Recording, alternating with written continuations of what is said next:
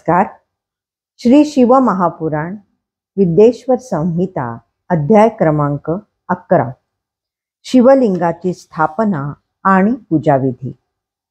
हा अध्याय मोठा असल्यामुळे हा मी पूर्वार्ध आणि उत्तरार्ध अशा दोन भागांमध्ये वाचणार आहे. श्री गणेशाय नमः. ऋषीजनांनी विचारले, सूतजी, शिवलिंगाची स्थापना कशी करावी, त्याची लक्षणे काय आहेत, त्याची पूजा कशी करावी, ती कोणत्या काळी आणि कोणत्या द्रव्यांनी करावी. सूत म्हणाले, महर्षींनो, तुम्ही फार चांगला प्रश्न विचारला आहे.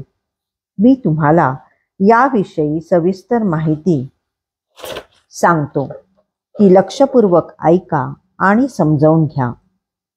परिस्थिती अनुकूल असताना शुभ समयी पवित्र तीर्थाच्या ठिकाणी, नदी तीरी किंवा शुद्ध स्थानी शिवलिंगाची स्थापना करावी.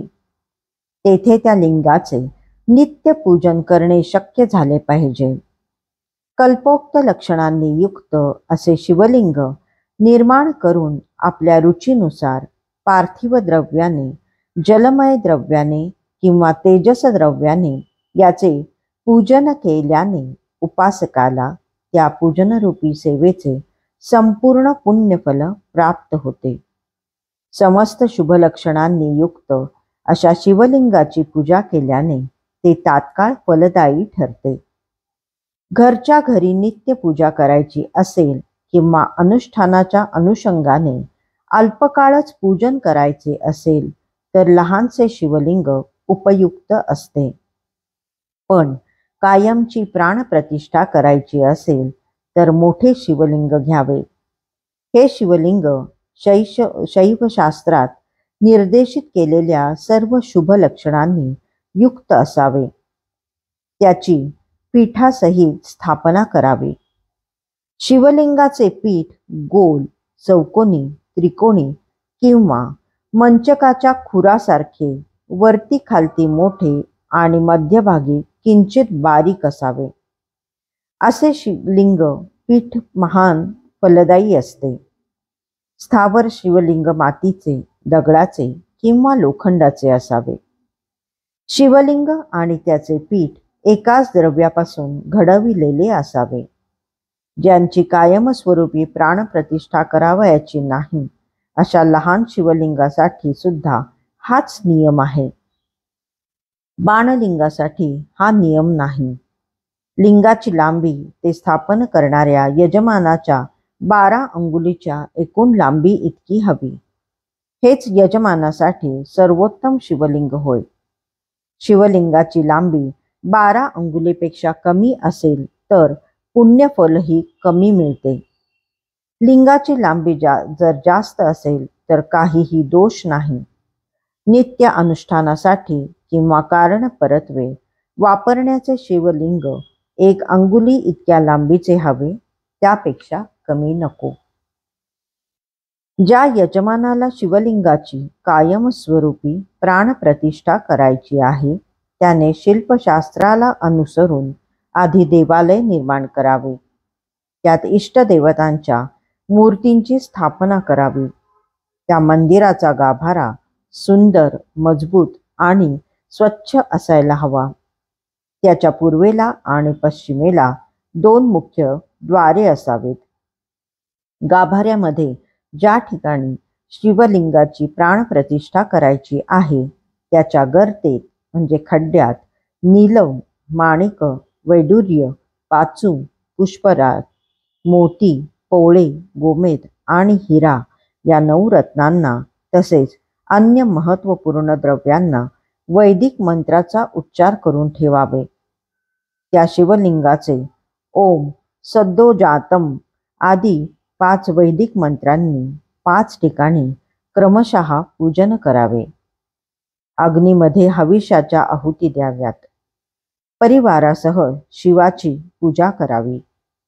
गुरुस्वरूप आचार्यांना यथाशक्ती द्रव्य ज्ञान दान द्यावे.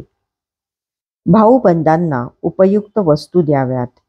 याचकांना द्रव्य, सुवर्ण, गृह, भूमी किंवा गाय आदी गोष्टींचे दान करावे.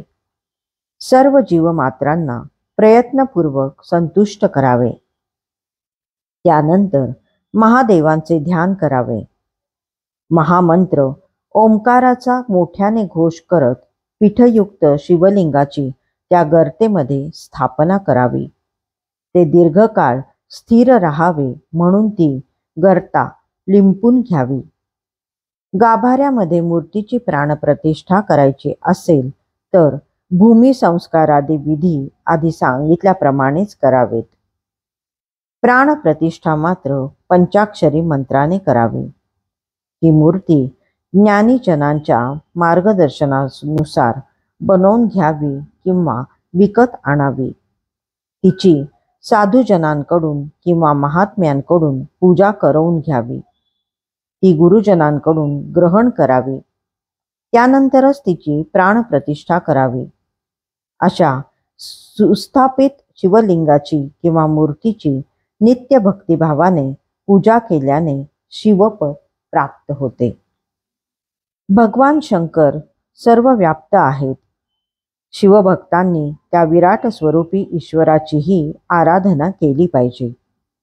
विश्वातील जीवसृष्टीमधील वृक्ष वेली यांना स्थावर लिंग म्हणतात. त्यांना पाणी घालणे, त्यांची जोपासना करणे, त्यांना त्रास न देणे ही त्या स्थावर लिंगाची पूजा होय. जीवसृष्टीतील पशु पक्षी कृमी कीटक यांना जंगम लिंग म्हणतात.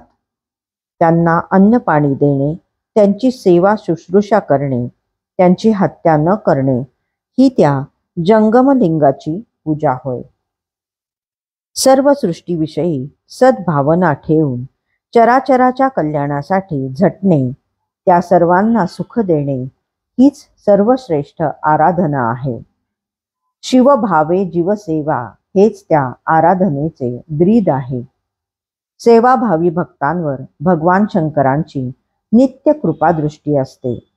असो, मंदिरातील गर्भगृहात शिवलिंगाची किंवा मूर्तीची प्राणप्रतिष्ठा केल्यावर त्या देवालयाच्या परिसरात ध्वजारोहण करावे. ज्यांना शक्य आहे त्यांनी नित्य नियमाने मंदिरात जाऊन त्या शिवलिंगाची यथाविधी पूजा करावी.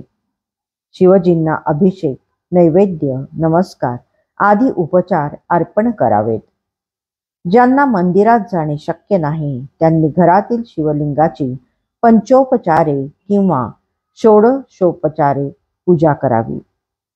पंचोपचार पूजेत गंध, पुष्प, धूप, दीप व नैवेद्य यांचा समावेश होतो. षोडशोपचार पूजेत आवाहन, आसन, अर्घ्य, पाद्य, आचमन, अभ्यंगस्नान, वस्त्र, यज्ञोपवीत, गंध, पुष्प, धूप, दीप, नैवेद्य, तांबूल, प्रदक्षिणा, नमस्कार, मंत्रपुष्प व नंतर विसर्जन यांचा समावेश होतो. शिवलिंग मग ते स्वयंभू असो किंवा देवांनी, ऋषींनी वा मनुष्यांनी स्थापन केलेले असो, त्याची वरील उपचार समर्पित करून पूजा करावी. पूजा करता येणे शक्य नसेल तर शिवपूजनाची सामग्री ब्राह्मणाला दान द्यावी. शिवजींना नमस्कार करून प्रदक्षिणा घालावी. सद्भावाने केलेल्या या अल्पसेवेनेही शिवपूजनाचे संपूर्ण पुण्यफल मिळते. शिवलिंगाचे नित्य नियमाने दर्शन घेतल्याने मनुष्याचे कल्याण होते. त्याला परिक्रमा आणि नमस्कार केल्याने शिवपदाची प्राप्ती होते. मनुष्याने आपल्या आवडीनुसार मृत्तिकेचे, पिठाचे, गोमयाचे, फुलांचे, कण्हेर पुष्पांचे, फळांचे, गुळाचे, लोण्याचे, भस्माचे किंवा अन्नाचे शिवलिंग तयार करून त्याची यथाविधी पूजा करावी. शिवपूजन कोणत्याही स्वरूपात केले तरी चालते. शिवलिंगाचे दान दिल्याने, शिवभक्तांना शिवलिंगाचे मूल्य अर्पण केल्याने, प्रतिदिनी ओंकाराचा 10,000 जप केल्याने किंवा दोन्ही संध्यासमयी प्रणवाचा अनुक्रमे 1,000 संख्येत जप केल्याने शिवपद प्राप्त होते. या अध्यायाचा पूर्वार्ध आत्ता संपतोय. उत्तरार्ध पुढच्या आपण व्हिडिओमध्ये बघूया.